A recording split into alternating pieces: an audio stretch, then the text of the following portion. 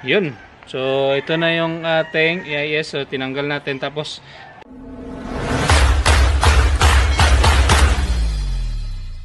it's me again, Daniel TV Vlog. Ngayon po ay i-fix na naman yung lagi nating pinoproblema, yung backfire. Yon yung madalas natin nadidinig na hindi natin gusto na nagkakaroon ng backfire ng ating motor. Kaya kung bago pa lang ko sa inyong channel, please click the subscribe button at click yung notification bell para lagi kang updated sa lahat ng video na i-upload ko. Libre lang po yan. Ito kasi naging problema ng kadalasan, lalo-lalo na dun sa mga nag-upgrade, nagpapalit ng carburetor, nagkakalkal ng tambotso. Nag-iiba po kasi yung flowing ng carbon saka yung hangin, kaya nagkakaroon siya ng backfire kasi hindi na ganun yung flowing, nagkakaroon ng backfire, hindi niya nasusunog ng maayos kasi masyado ng malakas yung hangin na pumapasok sa makina, kaya nagkakaroon ng backfire.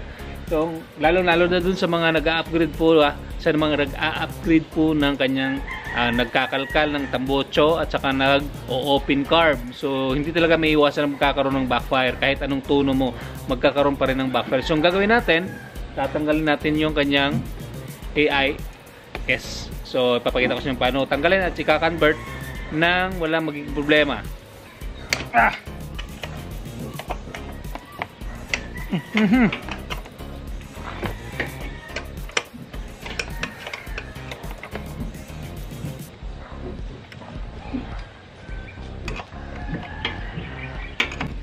So, tanggalin natin yung tangke,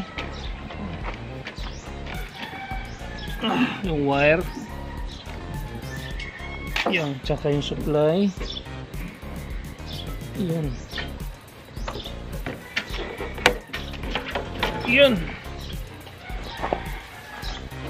So, tatanggalin natin ngayon to kanyang AIS para mawala yung ma-lessen natin yung backfire.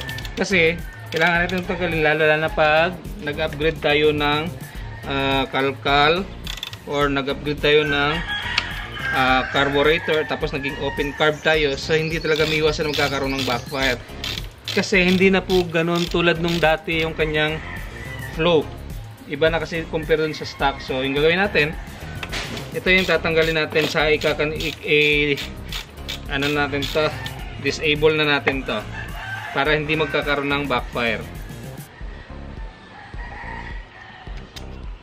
Ayan, so dito lang yan, tanggalin natin at i-condemn natin to. Ayan, tapos ito mga kumakalabit tanggalin din natin kasi nakatali.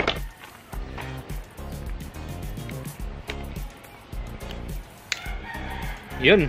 So, ito na yung ating AIS. So, tinanggal natin. Tapos, takpan lang natin dito yung sa kanyang head.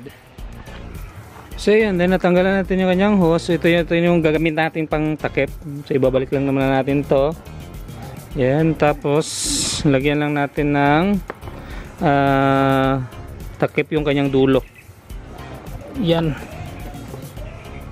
Para hindi na tayo magkakaroon ng backfire kasi nga nakakalkal tayo at saka naka-upgrade na tayo ng carburetor, ginawa nating 30mm, lalong na din po doon sa mga nag-open carb. So ito yung ginagawa para hindi magkakaroon ng backfire. So ayan, tapos takpan din natin yung sa kanyang intake manifold kasi pag hindi mo ito tinakpan, magiging hindi maganda yung kanyang accelerator, magiging wild po yan. So ayan, takpan mo rin dyan. Ayan o. Yan. So yan, wala nang singaw. So disable na po yung ating AIS. So yan na. So tandalin natin. Yan.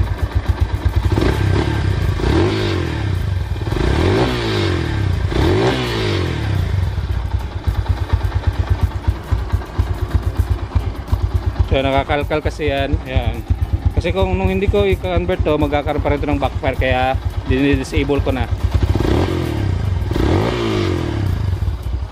So yun.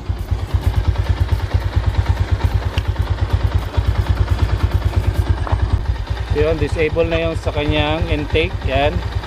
At saka yung kanyang sa exhaust.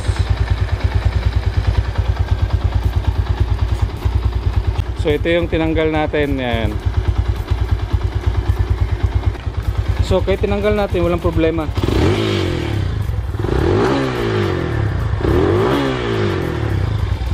So wala nang backfire.